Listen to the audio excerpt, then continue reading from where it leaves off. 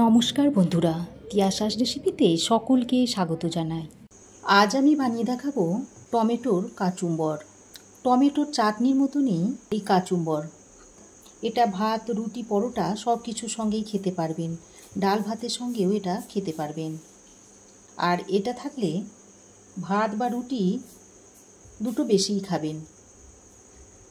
তো এখানে আমি 3টে টমেটো নিয়েছি। এবার এই টমেটোগুলোকে মাঝখান দিয়ে কেটে নিচ্ছি।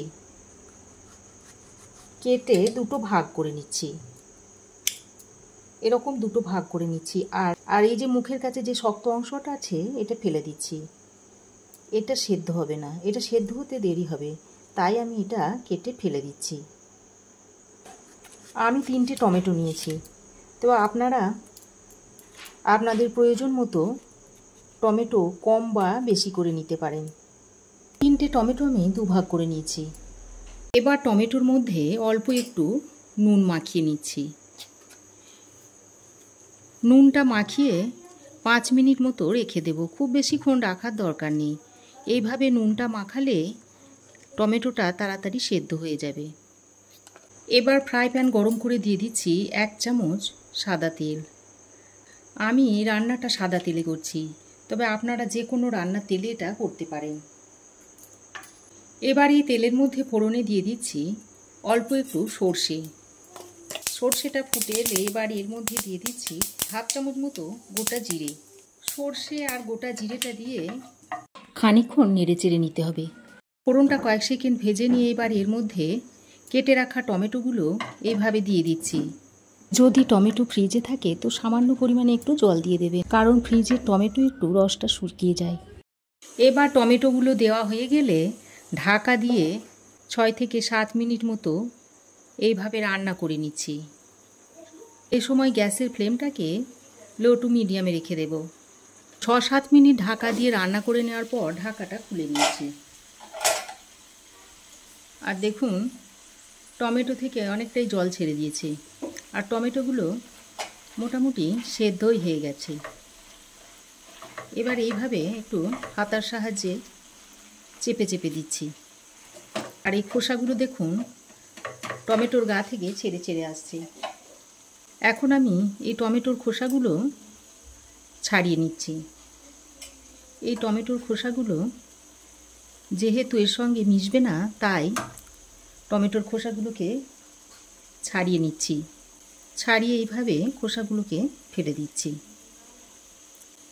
দেখুন কত সুন্দর খোসাগুলো আলাদা হয়ে যাচ্ছে। সমস্ত টমেটোর গা থেকে টমেটোর খোসাগুলোকে ছাড়িয়ে নিয়েছি। এবার টমেটোগুলোকে এইভাবে একটু ভেঙে দিতে হবে। আমি একটা ম্যাশারের সাহায্যে টমেটোগুলোকে এইভাবে ম্যাশ করে নিচ্ছি। তবে আপনারা খুন্তি কিংবা হাতা কিংবা গ্লাসের সাহায্যে এই কাজটা করে নিতে পারেন। সমস্ত টমেটো আমি ভালোভাবে ম্যাশ করে নিয়েছি। টমেটোটা ম্যাশ করে নেওয়ার পর এখানে 3 কোয়া রসুন নিয়েছি। এই রসুন 3 কোয়া এখানে গ্রেট করে দিয়ে দিচ্ছি। আপনারা যদি নিরামিষ খেতে চান তাহলে আপনারা রসুনটাকে বাদ দিয়ে দেবেন। রসুনটা দেওয়ার পর টমেটোর সঙ্গে ভালো করে মিশিয়ে নিচ্ছি। রসুনের কাঁচা গন্ধ চলে যাওয়া পর্যন্ত এইভাবে মিশিয়ে নিতে হবে। এবার এখানে দিয়ে দিচ্ছি স্বাদ মতো নুন, চিনি। তবে এই নুন ও চিনিটা পরেও দিতে পারেন, আমি এখন দিয়ে দিচ্ছি। আর কিছু গুঁড়ো মশলা অ্যাড করে দিচ্ছি। দিয়ে দিচ্ছি 1/4 চামচ মতো হলুদ গুঁড়ো, 1/2 চামচ দিয়ে দিচ্ছি ধনে গুঁড়ো, 1/2 চামচ দিয়ে দিচ্ছি জিরে গুঁড়ো। কাচুম্বরের রঙটা যাতে সুন্দর হয় সেই জন্য 1/2 চামচ মতো কাশ্মীরি লঙ্কার গুঁড়ো দিয়ে দিচ্ছি। আর একটু ঝাল লঙ্কার গুঁড়োও দিয়ে দিচ্ছি এর মধ্যে। সমস্ত মশলা দিয়ে এবার টমেটোর সঙ্গে ভালো করে মিশিয়ে নিচ্ছি। টমেটোর সঙ্গে মশলাটা ভালো করে মেশানো হয়ে গেলে ঢাকা দিয়ে লো টু মিডিয়াম ফ্লেমে 3 থেকে 4 মিনিট এইভাবে রান্না করে নিচ্ছি। এইভাবে 3 থেকে 4 মিনিট ঢাকা দিয়ে রান্না করার ফলে যে মশলা দিয়েছি মশলাটা বেশ ভালো করে কষানো হয়ে যাবে, আর মশলা থেকে তেলটাও বেশ ভালোভাবে উঠে আসবে। দেখুন ঢাকা দিয়ে লো ফ্লেমে আরও 3-4 মিনিট আমি রান্না করে নিয়েছি। আর দেখুন টমেটোর উপরে তেলটা ভেসে উঠেছে। তারপর আমি আরও একবার ভালো করে নাড়াচাড়া করে নামিয়ে নেব। ভালো করে আরও একবার মিশিয়ে নিয়ে এবার নামিয়ে নিচ্ছি। এবার নামিয়ে এটাকে ভালোভাবে ঠান্ডা করে নেব।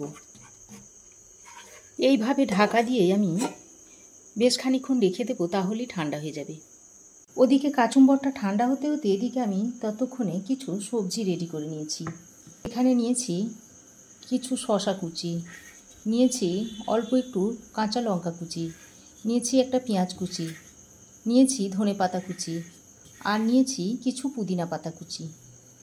আর এখানে একটা বড় লেবুর হাফ অংশ নিয়ে নিয়েছি। এদিকে দেখুন কাচুম্বরটা খুব ভালোভাবে ঠান্ডা হয়ে গেছে। এখন একটা পাত্রে ঢেলে নিচ্ছি।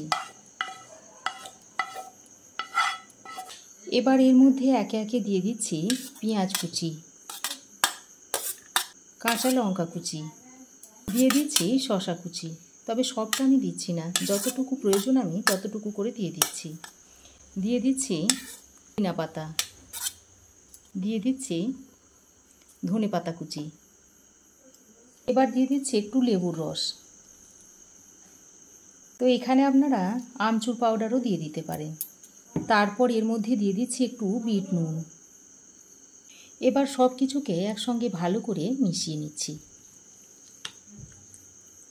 দেখুন টমেটোর কাচুম্বরটা এখন সার্ভ করার জন্য রেডি। এটা আপনারা গরম গরম ভাত, রুটি, পরোটা কিংবা ডাল ভাতের সঙ্গে অনায়াসেই খেতে পারেন।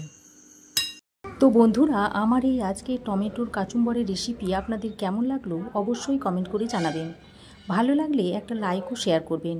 পাশে থাকা বেল আইকনটা অবশ্যই প্রেস করবেন। আর আমার চ্যানেলে নতুন বন্ধু হয়ে থাকলে প্লিজ চ্যানেলটা সাবস্ক্রাইব করার অনুরোধ রইল। আজ এ পর্যন্তই। আবার দেখা হবে নতুন কোনো রেসিপি নিয়ে নেক্সট এপিসোডে। সে পর্যন্ত ভালো থাকবেন, সুস্থ থাকবেন। ধন্যবাদ।